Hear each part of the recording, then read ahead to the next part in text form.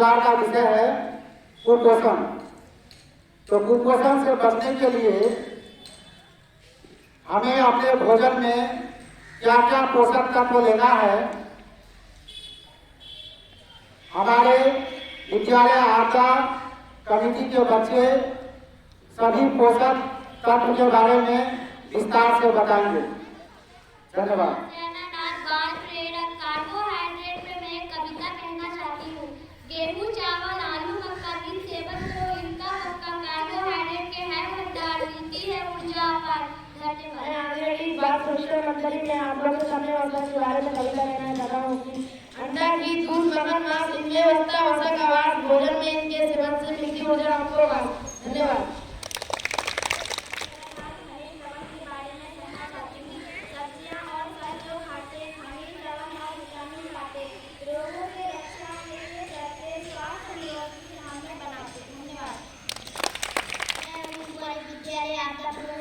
Protein कविता के रूप में कहना चाहती हूँ। राजमा, दाल और सोयाबीन मिलती है, इनमें प्रोटीन जब खाने में होंगे ये पतली शरीर की वृद्धि होगी।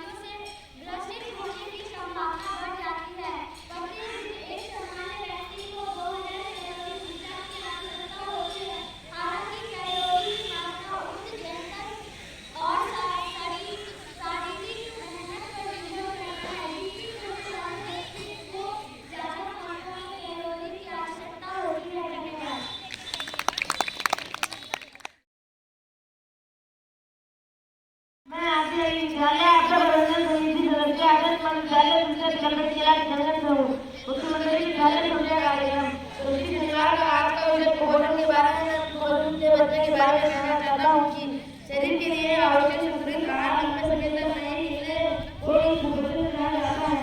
कुपोषण के कारण बच्चे और महिलाओं की रोग प्रतिरोध क्षमता कम हो जाती है, जिससे वे आसानी से कई तरह की बीमारियों के शिकार बन जाते हैं। अतः कुपोषण की जानकारियाँ होना अत्यंत जरूरी है। कुपोषण प्रायः पर्याप्त संतुलित आहार के अभाव में होता है। बच्चे और स्त्रियों की अधिकांश रोगों की जड़ में कुपोषण ही होता है। इसलिए मैं लापता या बेकार रोग अथवा बच्चों में सूखा रोग या एलर्जी और यहाँ तक कि एडवांस भी कुपोषण के ही दुष्परिणाम है। इसके अलावा ऐसे पचासों रोग हैं जिनके कारण अपर्याप्त या असंतुलित भोजन होता है। धन्यवाद।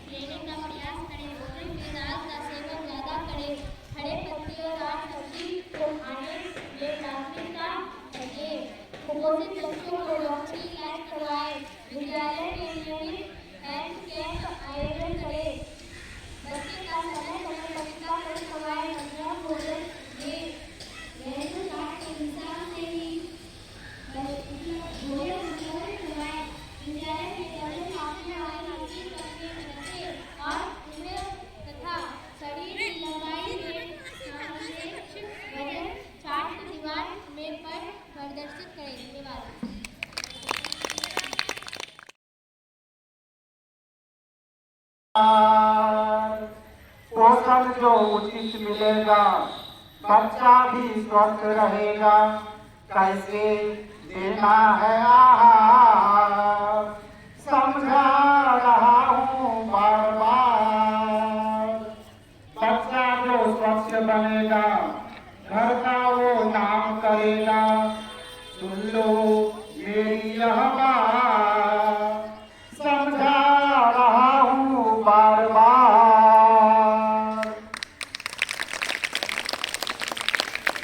आदर्श विद्यालय के आदर्श बच्चों, जैसा कि आप सबको पता है कि आज शनिवार है और प्रत्येक शनिवार को हम लोग मुख्यमंत्री विद्यालय सुरक्षा कार्यक्रम के तहत सुरक्षित शनिवार का कार्यक्रम करते हैं। तो आज सुरक्षित शनिवार का विषय है कुपोषण से होने वाली परेशानियां और इसके समाधान के ऊपर आप सबों को विद्यालय आपदा प्रबंधन समिति के सदस्यों के द्वारा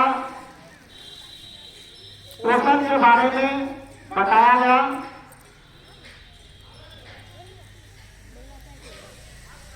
तो शरीर के लिए आवश्यक संतुलित आहार लंबे समय तक नहीं मिलना ही कुपोषण कहलाता है। अगर हमारे शरीर के लिए खाने में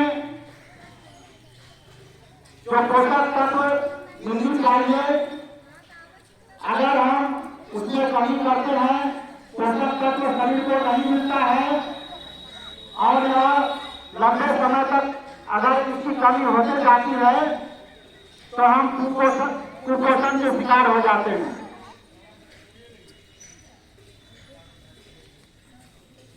तो कुपोषण के बहुत सारे कारण हैं। एक तो बताया गया कि अपर्याप्त भोजन, अगर हम सभी पोषक तत्व को पर्याप्त मात्रा में ग्रहण नहीं करते हैं तो हम कुपोषण के शिकार हो सकते हैं। भोज्य पदार्थों में मिलावट, जो हम खाना खाते हैं उसमें अगर मिलावट हो, हानिकारक पदार्थ उसमें मिला हुआ हो तो उससे भी हमें हमारे शरीर को नुकसान हो सकती है।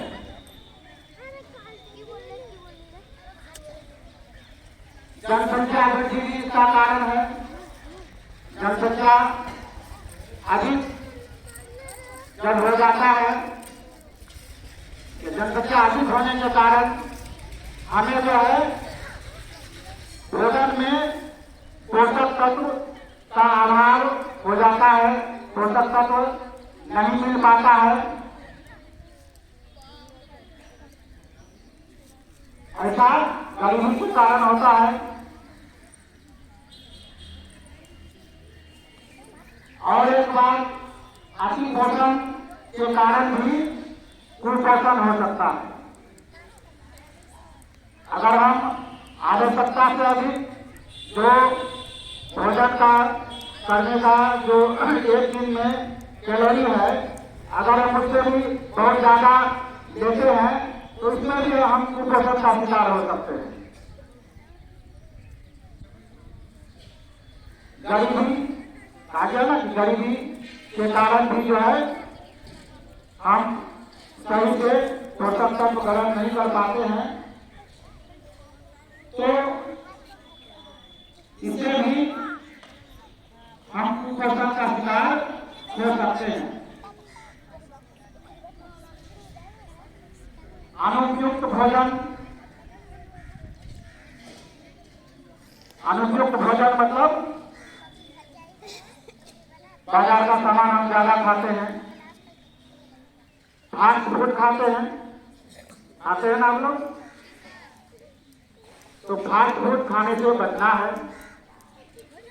कोशिश करनी है कि हमें शुद्ध भोजन ग्रहण करना है जिसमें सारे पोषक तत्व हो। और सबसे बड़ी बात है जागरूकता का अभाव। हमें जागरूक बनना होगा कि हम जो भोजन करते हैं, भोजन ग्रहण करते हैं, तो हम संतुलित आहार को ही ग्रहण करें। हमारा प्रयास रहे कि हम संतुलित भोजन करें। तो आप लोगों को क्लास में भी बताया गया है पोषण के बारे में। सप्तम क्लास क्लास 7 में विज्ञान चैप्टर में पोषण अध्याय है, उसमें भी आप लोग पढ़े हैं पोषण के बारे में। आपको जानकारी रहनी चाहिए कि हमें कितना कैलोरी प्रत्येक दिन ग्रहण करना है, इसकी जानकारी रहनी चाहिए।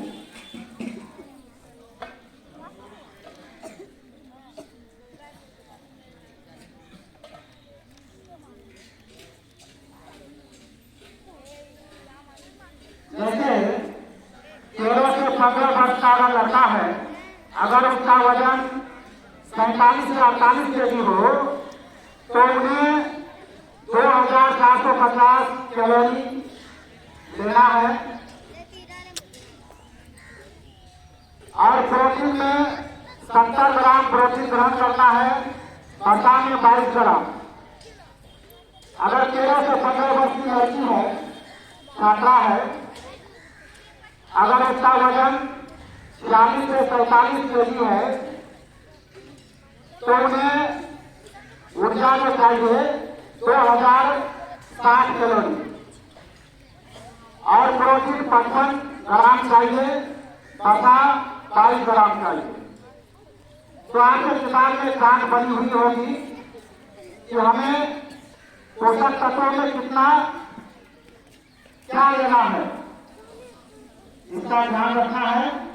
और हमें प्रयास करना है कि हम संतुलित भोजन ग्रहण करें ताकि हम कुपोषण का शिकार न हो। धन्यवाद।